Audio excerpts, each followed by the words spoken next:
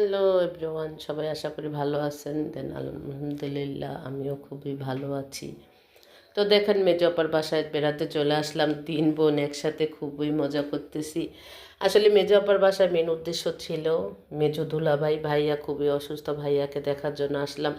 আসলে বোন তো সেটা আর করবে না। আসলে অসুস্থ বাসায় আসলে এই পোলাও, মুরগি রোস্ট এগুলি আসলে বেমানান। তারপরও মেজো বোন, যেহেতু বোনরা চলে আসে আর আমরা আসলে অনেক দিন বহুত দিন পর আপুর বাসায় যাওয়া হয়েছে। আপুকে অনেকবার না করা হয়েছে, তারপর আপু জোর করে দেখেন কত রকমের, একদম বাহারি রকমের একেবারে অনেক আইটেম করে টেবিল ভরে ফেলেছে। আপুকে অনেক রাগ করলাম। তো মেজো আপুর হাতের রান্না আমরা খুবই পছন্দ করি। মেজো আপুর হাতের পোলাও তো একদম অসাধারণ হয়, একদমই আমার মায়ের মতো ঘি দিয়ে যে পোলাও রান্না করে, এটা আমার বাচ্চারা এবং সবাই আমরা খুবই পছন্দ করি। আর মেজো আপুর হাতের রান্নার কোনো তুলনা হয় না আসলে। তো দেখেন, মেজো আপু কিন্তু অনেক কিছুই রান্না করেছে। সাদা ভাত করেছে, সাথে পোলাও করেছে, বেগুন ভাজা করেছে, লাল শাক ভাজিটা আমি খুব পছন্দ করি, তাই আমার জন্য আপু লাল শাক ভাজি করেছে, মুরগির রোস্ট করেছে, গরুর জাল করেছে, তারপর আবার শোল মাছ পছন্দ করি, একটু আলু দিয়ে শোল মাছ ভুনা করেছে। আমাদের জয়ের তো, আমার ভাগ্নের খুবই পছন্দ পোলাও, আমার 2 ছেলেরও অনেক পছন্দ। তারা পোলাওটা খুবই পছন্দ করে খায়।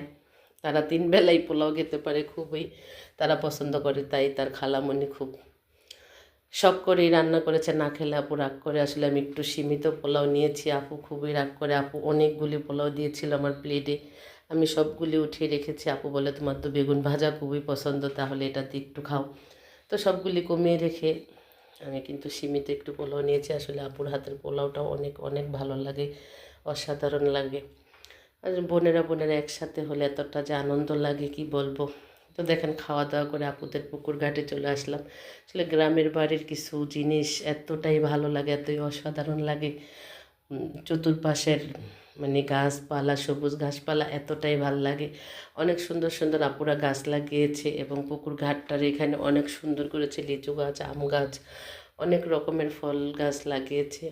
দেখতে অনেক অনেক ভাল লাগে। তো ভাবলাম যে একটু ভিডিও করি। আরও মেহমান ছিল বাসায়, তারাও সবাই সিঁড়িঘাটে বসে আছে।